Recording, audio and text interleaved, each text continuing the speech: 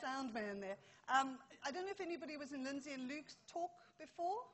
Yeah, and many of you were. Well, I just want to draw attention to the back row, who are the people who have sat there deliberately so that they can leave if they want to.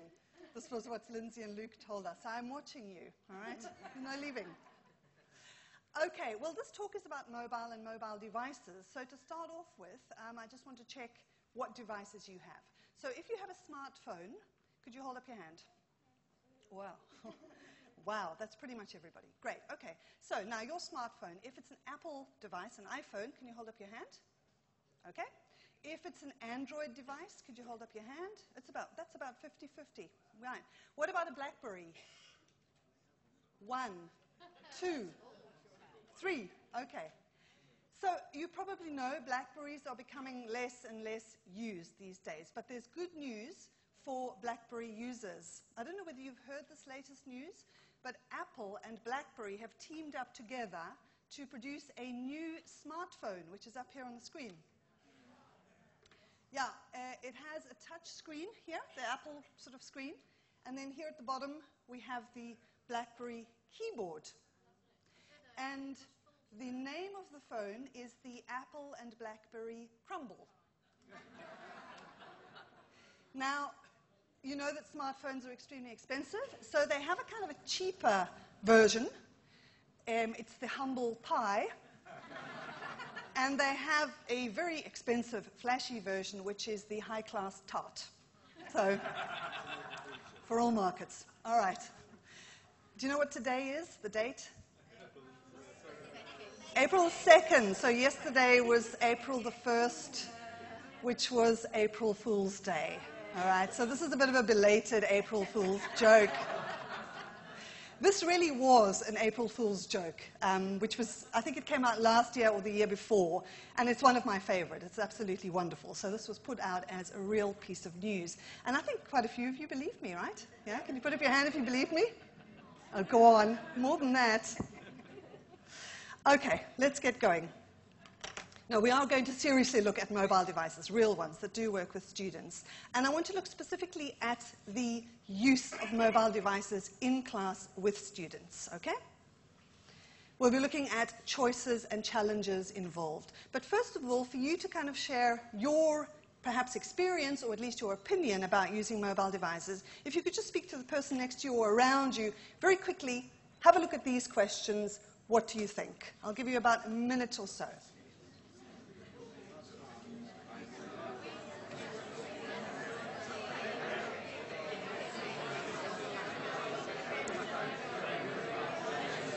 Should device be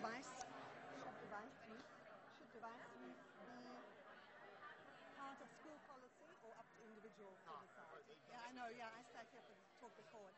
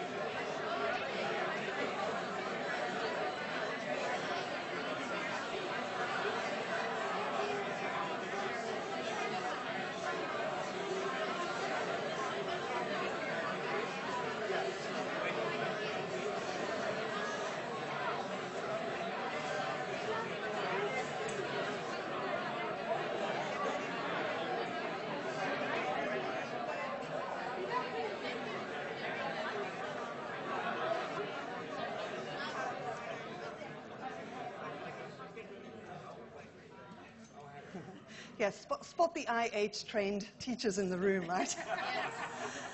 It always works, though. Okay, so there are no right or wrong answers here. These are just some of the choices involved in bringing mobile devices into the classroom, and I want to come back to these later. But meanwhile, I want to talk about my own experiences of integrating devices. The questions that I gave you there are just some of the questions you can ask yourself. There are many, many more. So those of you who have devices here with you and are connected, or I don't know if the Wi-Fi actually works here. Yeah? On and off, okay. So if you have a connection, maybe you use your own connection, whatever it might be, I'd like to invite you to actually contribute some questions as we go through the session. So this is an online poll tool. You don't need to have an account or a username, and it allows you to post questions, and then we can look at your questions. So if you would like to do that, you could just take a photo of the screen, because the important thing is to remember this code. There are two ways you can post your questions. You either go to the website, pollev.com, and then you type in this code, 413264, space, and then you add your question, like, is it a good idea to use mobile devices, whatever your question is, all right? Please only post one question, because I have a free Poll Everywhere account, and it's limited to 40 questions, okay? So the first 40 questions will be the ones that get there. You can go online and do it, or you can tweet. If you use Twitter, you just send a tweet which starts @poll, and then a space and the code. And then you type your question again, okay? So @poll, space, the code, space, and then your question. And again, we'll have a look at that in a little while, okay? So maybe take a photo of that or write down the number. And you can post during the session. You don't have to do it right at this minute. All right, everybody got that? Oh, sorry, I can't hear that. Oh, okay, great. I'll open it up now. Thanks. Thanks. Okay. In that case, can you just go back to those questions for a second while I sort this out? And you'll get a look at Poll Everywhere, actually, at the same time. Here it is. Let's see. It's here. Okay. Okay, this is the page that you'll get when you put in your response. Okay, and this should update. Okay, let me leave this, carry this on. Gavin, if you've got a device and could get on in my user account. Okay, Victoria, have you got a device? Oh. Oh, no, it is working. There we go. It seems to have opened itself. I probably needed to refresh the page to activate it. So the questions are now coming in. So please do go ahead, keep sending the questions in, and then we'll come back to those at the end, okay? All right, let me go back to my presentation. Right. Okay. The kind of framework that you can use if you do want to start implementing devices, this framework I find particularly useful. It comes from Mark Pegram, who's a colleague and co-writer of Gavin and mine. And he's just recently produced a book called Mobile Learning, which is published by Routledge, I think it is. And it's just coming out right now. And in that, he suggests a way of understanding the use of mobile devices that I think is very useful. He comes up with this kind of three-tier look at devices. The first one is when the devices themselves are mobile. In other words, the stuff that you're using in the classroom is mobile devices. So cell phones or tablets, as opposed to laptops, which are not really that mobile. I mean, you can move them around, but you need to plug in most of the time. So he's talking about the actual devices you're using in the classrooms are mobile devices. The kind of learning that takes place in those situations is pretty much what we've always done. So the students are perhaps taking notes on the devices instead of writing on paper. If you've got young learners, maybe they're using a drawing program on a tablet to draw something rather than doing it on paper. But essentially, the kinds of learning activities we're doing in this model is what we've always been doing, and we're integrating or substituting devices as we feel appropriate. The second kind of level is when the learners are physically mobile. Now, that might be within the classroom, so the learners are picking up the devices, the tablets or the cell phones, and moving around the room, or perhaps they're moving around the school, inside the school or around the school grounds, okay? Or they may be at home using their devices. Or, in fact, they may be traveling between the two, right? So you've heard about this. I think my colleague Neil Ballantyne mentioned this a few years ago, the learning on the bus theory of mobile learning. where everybody's accessing apps on their cell phone on the bus. I don't know if this really happens. Those of you who do use apps for language learning, do you use them on the bus? Could you put up your hand? Oh, yes, some of you do. All right, so it does exist. The third kind of level is the idea that the learning experience itself is mobile, and this is a slightly more complex thing, and it reflects perhaps the unique or the specific properties of mobile devices and how these can be used in language learning tasks. Now, I realize this sounds a bit abstract and kind of difficult to get your head around without concrete examples.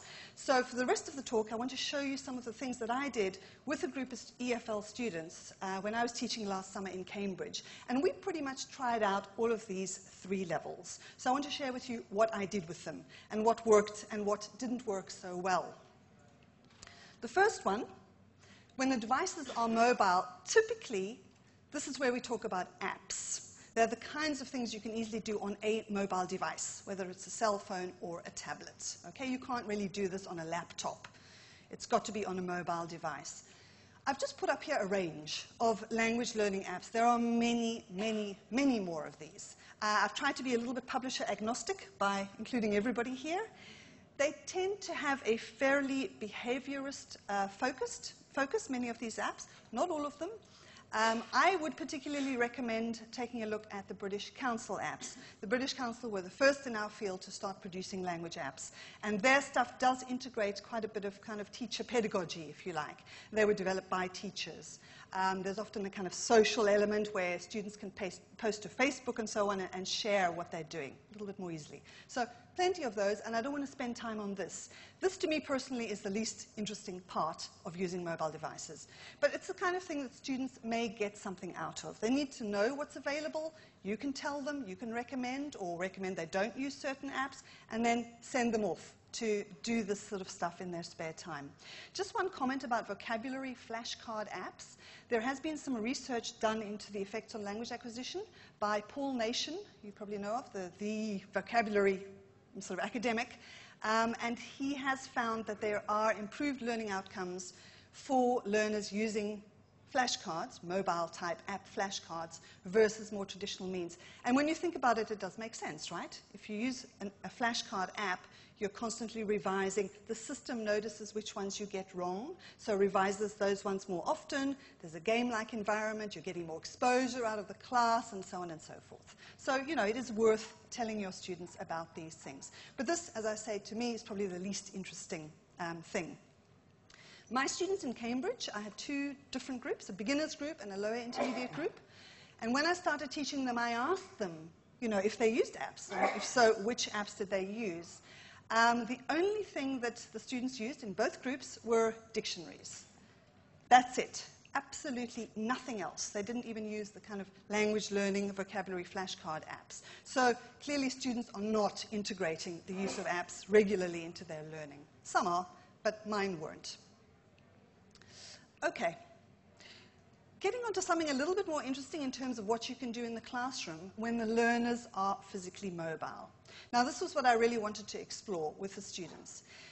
My situation was I was teaching in Cambridge in a language school, a kind of intensive summer course. So the types of students I had were basically students who can pay £400, £300 a week for a language course. Okay? So we're talking about people who have access to technology.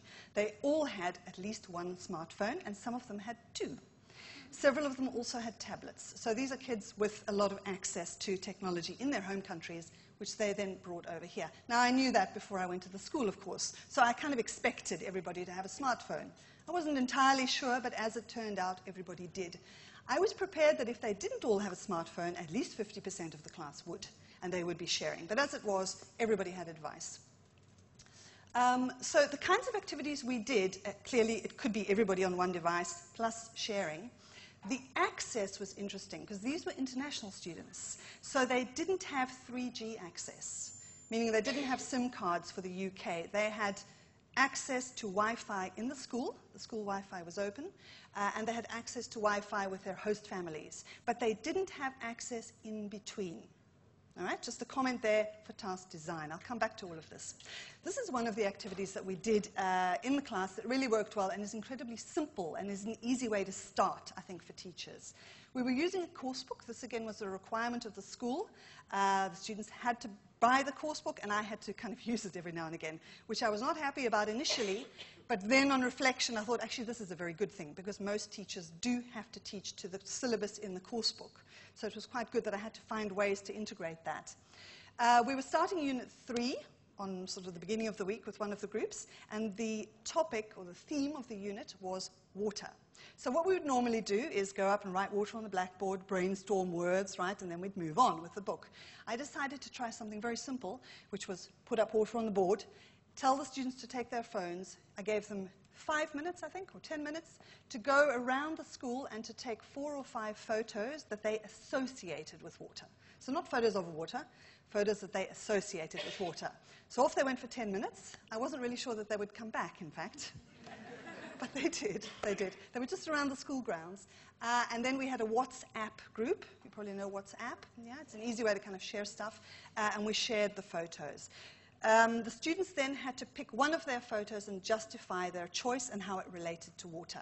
So at the bottom of the screen, I know you can't see those very well. These are some of the student photos. I realize that they're screenshots of photos. So just to tell you what they are, this is a drain pipe. This is a sink in the bathroom. Bottom left is a plant plant, a plant in a pot. And on the right here is a fire extinguisher. Now, in each case, the student had to say what the connection was with water, which I thought, this is all going to take about 2 minutes, and then we move on. In fact, the class just kind of stopped there, and the students found it really interesting to talk about these photos. I mean, they started writing down words like drain pipe. Now, I don't think drain pipe is a particularly useful word for low intermediate students to use, and it's not one that I would choose to teach them. But they were interested in why those photos had been chosen. They had to justify and so on. And this one, the fire extinguisher, produced a lot of conversation, because everybody said, oh, no, that's nothing to do with water. Yeah, it's not water. Oh, no, the student said there are water fire extinguishers. We all said, oh, come on. Of course there aren't. He got on Google, found one, he showed the class, and all of this language was being produced. It basically turned into a discussion activity that went on a lot longer than I would have expected with lower intermediate students. Now, whether they remember the word drain pipe or not is irrelevant, okay? It was the fact of kind of bringing in the topic. What was interesting was the reactions and how the students clearly felt some kind of ownership over the photos that they had taken. So that works well. You can do it with pretty much any topic if it's a general enough topic. You just send your students out of the classroom, around the school, take a photo, and then share. A comment on screen size that I found working with cell phones is that you can't put students in maximum a group of 3 because of the size of the screen. So when you're sharing, this is something to keep in mind. Keep the groups small. Pairs work best with a small cell phone screen. Okay, at the bottom here is the link. It says blog post, and this is a post on my own personal blog, which kind of goes through the steps involved in setting up this kind of activity, okay? If you didn't take any notes, it's all there. All right, another example, slightly more complex, of where learners are mobile within the school or within the classroom, and this is using QR codes. It's essentially a treasure hunt or a scavenger hunt. What I did was I printed out, I wrote up 10 questions, turned them into QR codes, put the QR codes around the school, and then sent the students off with their mobile phones. Now, the first time I used QR codes with students actually in the classroom, none of them really knew what they are. They'd seen them before. Do you all know what QR codes are? I'm just realizing. There's one here. So I draw attention to Gavin and my new book called Going Mobile, in which we talk about these kinds of activities. And on the back is a QR code. And what you do is you download a QR code reader, you open your smartphone and you read it. And it either gives you a message or it can take you to a website. So what I did was I made questions from QR codes, turned questions into QR codes. The students were reading the questions. The treasure hunt in this case sent them around the school, and they had to do a number of tasks that involved using the special affordances of the mobile phone. For example, in one case they had to just ask in reception the names of the receptionists and write them down, spelling as beginners. They also had to ask permission to take a photo of the receptionists. So they're using the photo function, but more importantly, they're asking permission politely. Now, this was interesting because the day before I went to reception, I checked that they would be there and they would be happy, and there were 2 receptionists, and one said, I don't want my photo taken. So I thought, well, that's perfect, because the students are going to come and ask, tell them no. So the students went off, they'd prepared all the language beforehand, and they actually had to ask permission in a real situation and get refused. So that was good. Other things included going to the cafeteria in the school, taking photos of 2 items of food, writing down how much the menu cost today. The tasks got increasingly complex. One of them was to go to the library and take photos of 2 books, the covers of 2 books that they thought might be interesting for their level, so they had to find where the elementary beginner books were. Another one was to go to the Director of Studies office in Paris and interview her about her job, her hobbies, and her family, recycling the language that the beginners had been working with. While they were interviewing her, they had to use their phone to record the interview. We then worked that into a homework task where they had to listen again to the recording and they had to write a paragraph about the Director of Studies as homework. There were 10 questions in total. Again, there's a blog post going through all of the steps here and giving the examples that I used. The idea was this was essentially a review task. So they're reading the questions, they're practicing speaking, the grammar, of course, where they're preparing their questions for the Director of Studies or preparing their questions to ask permission and so on. And then they have to listen to the interviews and then had to write. So it was kind of a fairly comprehensive review activity and simply